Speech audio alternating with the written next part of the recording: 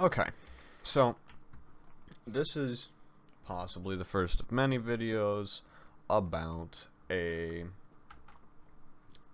some form of guide that you can follow to improve in Phantom Forces and FPS games. It kind of branches across genres decently well, but mostly FPS and specifically tailored to Phantom Forces because that's where a lot of my experience lies.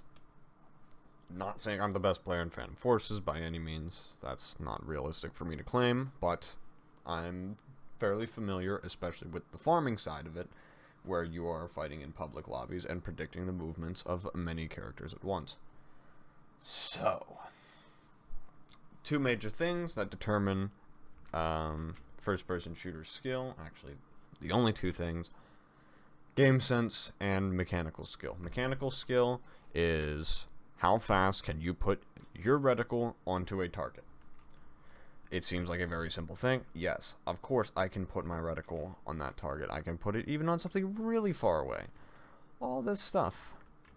That is something that is trained over time. Now, obviously, what I did there was not impressive. Everyone can do that. But when you get into smaller or faster moving targets, you will see a very large difference in mechanical skill between the people that are new to FPS games and the people that are not. So, you need to understand where your mechanical skill lies, and I would argue this is even a part of game sense, is the self-awareness. You need to understand your limits and understand where you're going to have to substitute mechanical skill with game sense, if ever. Just straight up, if you are some ridiculous CSGO player, or I don't know, like somebody who's aim trained since they were 11 years old and done nothing else, you may not have to have much game sense at all. You may be able to run into the middle of every single battlefield and take out everyone. And by CSGO player, I mean actual aimbotter. But the point is, if you have the mechanical skill to do insanely tough pushes, you may be able to do them and be fine. But for the rest of us, game sense plays a very large part in the game. So, game sense, in general, is knowledge of the battlefield. Stuff like where your teammates are. Even if you can look on the minimap and see exactly where the teammates are, you need to have some form of idea in your head where they are at all times.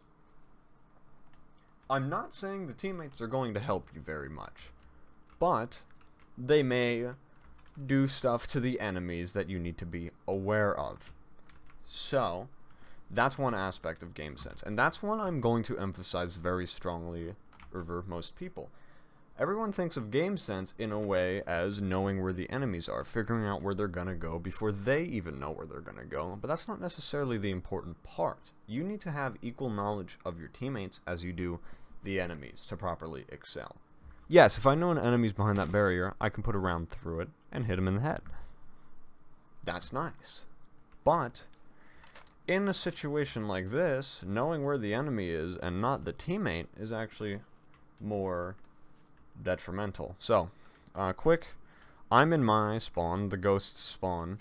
If a phantom sniper is sitting in that broken building with the telephone pole above it, let's say I'm coming up to peek him. Now, I have an AK right now and a deagle, and it doesn't really matter. But if I come up the stairs, and I've had a teammate sitting here sniping him the whole time, who is now on this side of the door, or doing this, when I come up the stairs, me, as a person, myself, I take that to mean that that sniper is now taking cover from the window, and there is somebody very likely scoped in directly on this window.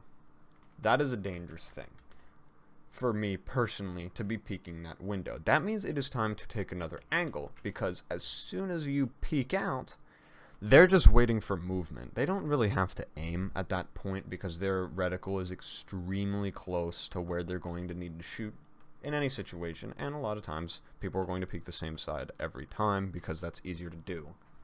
So, what this means is, if you came up these stairs and did not have proper awareness of your teammates, you just see, blue names, that means I'm not gonna die, you may not necessarily be correct.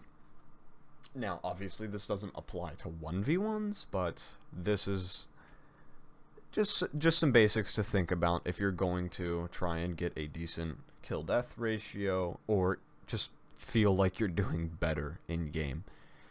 When you start extrapolating stuff from the current battlefield, it can feel really nice, to be honest. It is nice thinking that, like, hey, I use my brain to get a kill, you know?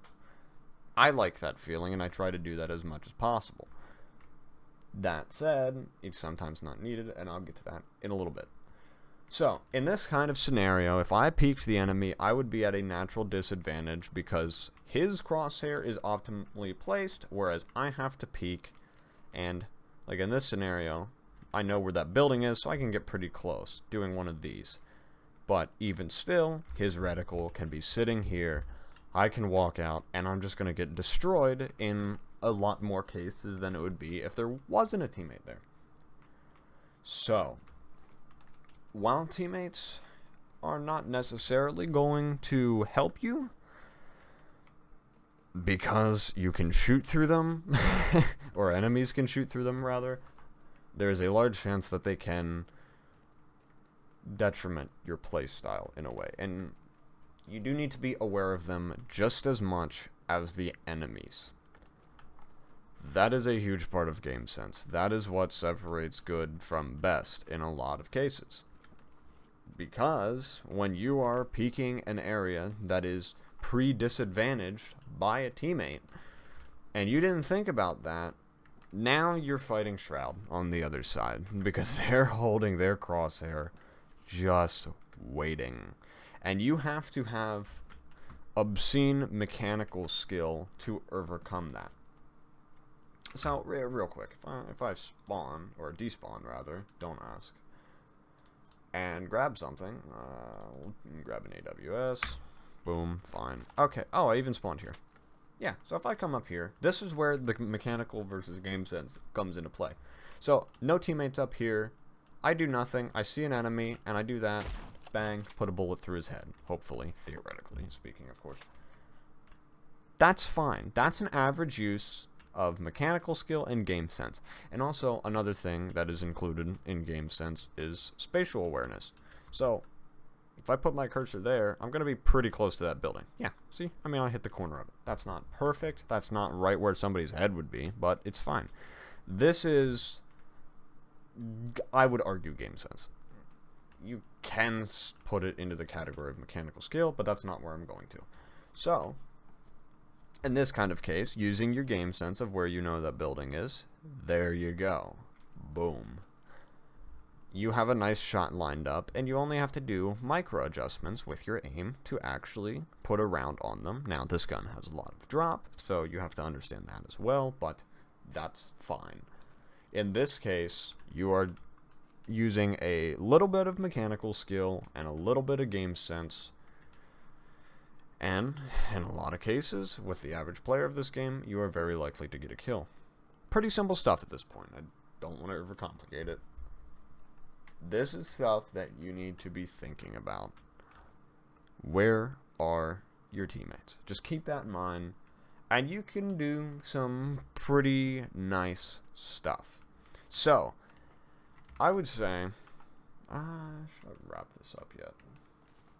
Just thinking out loud here. So, to kind of wrap the whole teammate awareness thing up in a nice little bow, if you're trying to snipe and peek corners, if there was a teammate there within a reasonably short amount of time, peeking a certain door, so if my teammate was peeking that window, I would probably want to avoid peeking that if I know there's an enemy up here that could still be expecting that teammate to peek.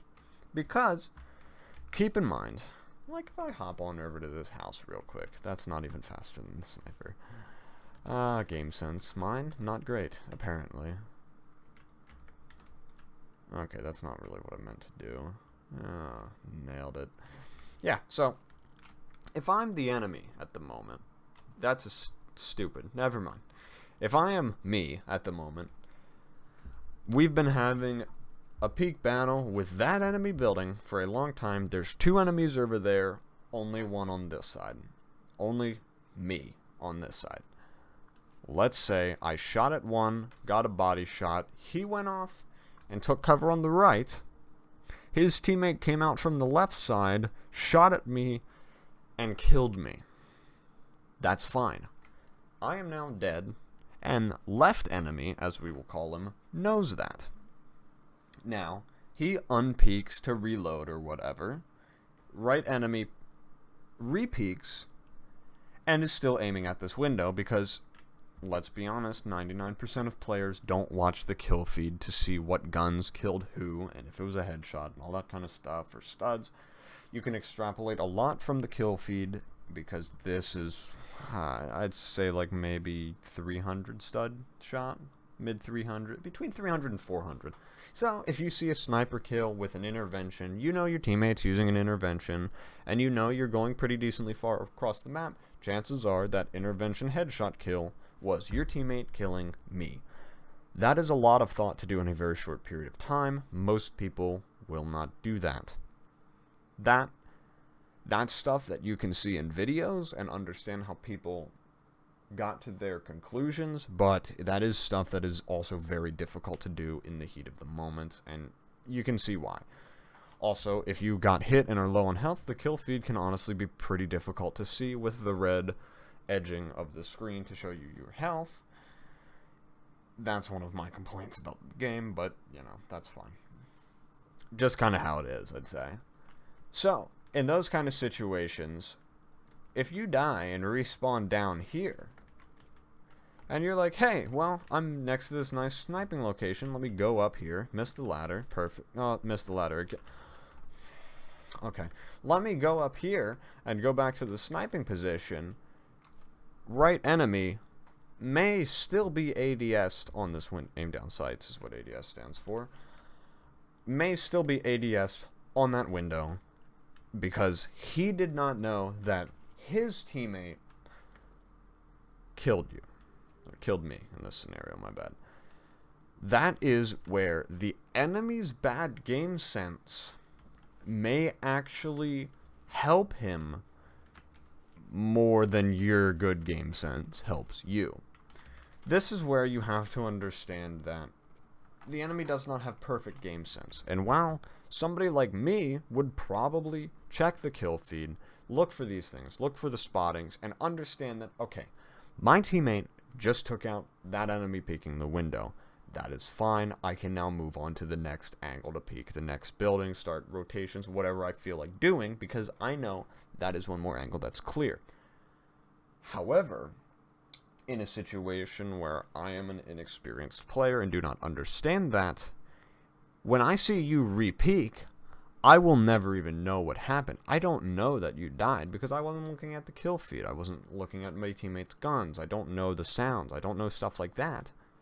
So, I go back to holding the angle, just like everything stayed the same, and then you come back, peek it, and I actually get a kill on you because I am worse at the game. And that is just really fun. Now, that's not including stuff like different guns and all that, but generally speaking, there are situations in which a worse player may have an advantage simply because they are worse.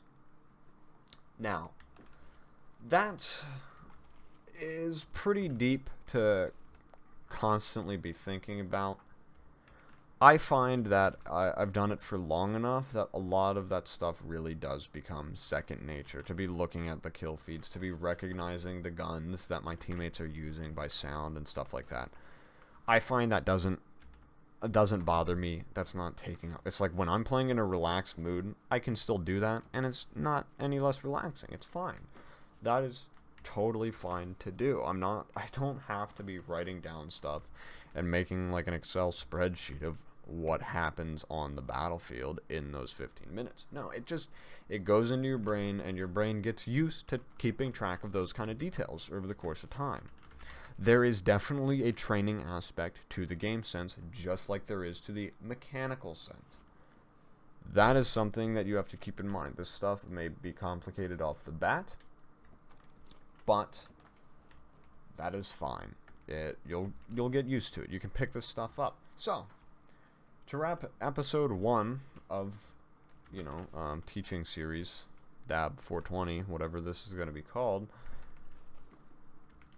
I would say, whenever you walk into a building, just look at where your teammates are. If they're near windows and shooting at something, try and avoid that window, or avoid that doorway, avoid that hallway, that kind of stuff.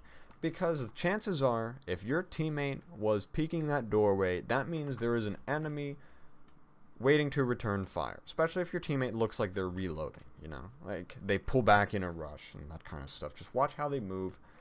If you think they're reloading, that probably means that they shot at an enemy a bunch of times and missed and are trying to correct that. That looks right. Anyway. Thus, if you peek that doorway, you are going to be at a disadvantage. This is where you need to understand your mechanical skill. Again, I'm trying to wrap this up quickly, but I also want to tie it up pretty neatly. If you understand that you are a relatively fast aim and have a large chance of beating them in a peak battle, you may want to go for it. And that's completely up to you to go for it or not. That is completely up to your discretion in the moment itself. It may seem like a tactically inferior thing to do, and it very likely is, but if you think you are good enough to still outpeak that enemy, even with that disadvantage, you have every right in the world to try. And one thing about putting yourself at a disadvantage is it does force you to try harder. It does force you to use your skills. There's definitely merit to that. If you put yourself in 3v1s, you will understand how many bullets to put into one person and that you need to switch to the next one fast and do this and take cover and all these different things. You will start getting that through your head in a nice accelerated pace. Surviving longer does not necessarily mean doing better. So, if you are wanting to train mechanical skill during the gameplay, you may want to put yourself into disadvantaged situations. It's a weird balance, but there is some level of performance now versus growth later. Your mechanical skill may not improve as much, but you can definitely get a higher kill death if you play more defensively, if you put yourself in situations that are advantageous to you, where you only have to hold your peak, and the other person has to peek, locate you, and shoot at you. You have to do a lot less to kill the enemy, but you have a much higher chance of winning because of that. So, the more advantage you give yourself in any combat scenario, the less hard you are trying to improve mechanically. That is one of the main trade-offs. Now, if your aim's that bad, I mean, that does kind of suck. It really depends on what you want to do, because if you want to get into esports or something like that, or if you want to be the best out of your friend group, stuff like that, definitely consider doing some of those disadvantaged plays just to force yourself to get better. Or look into aim training, but that's a whole nother rabbit hole.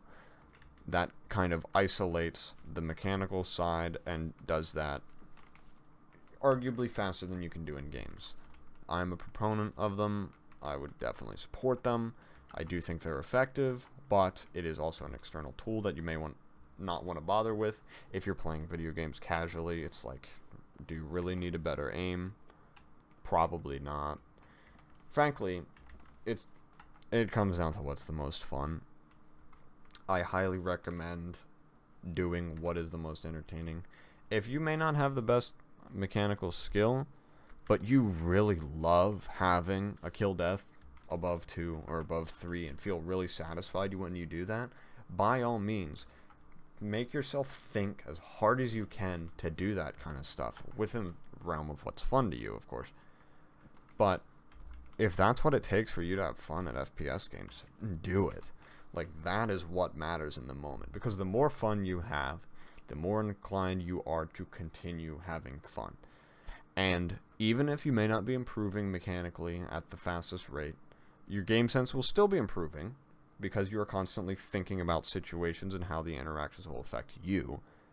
But if you're having more fun than the dude that is improving faster, you're going to be able to do it longer, and that's what really matters in the long run. Like, the long term, a couple years down the road, if you're still playing games and he's not, because all he thinks games are is doing target practice all day just to get better at them, then you still win. You had fun, and you may have become a better player on the journey anyway. I would argue that is way more important than becoming better right now. So, I hope that was all somewhat on topic. I really tried my best there, but this is all unscripted and stuff. I just, went for it, I guess. Really just wanted to talk about it, so I did.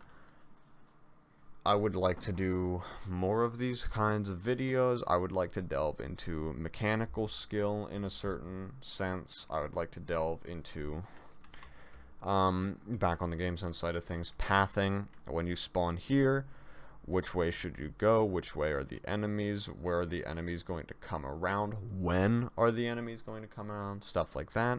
I could talk for several hours about.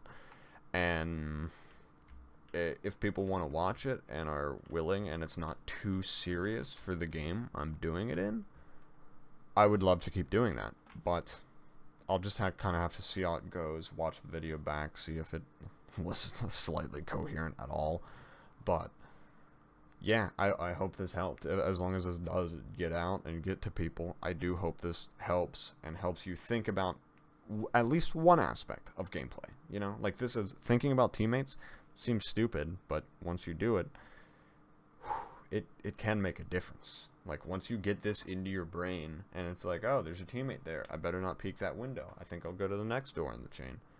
That kind of stuff is a very small difference, but it really does matter. And when you're new to video games, the tendency I've seen a lot of people just have in general is that nerves are through the roof all the time. In a 1v1 especially, or in like anything where there's some form of stakes, it really does jump the heart rate, and it does decrease your accuracy depending.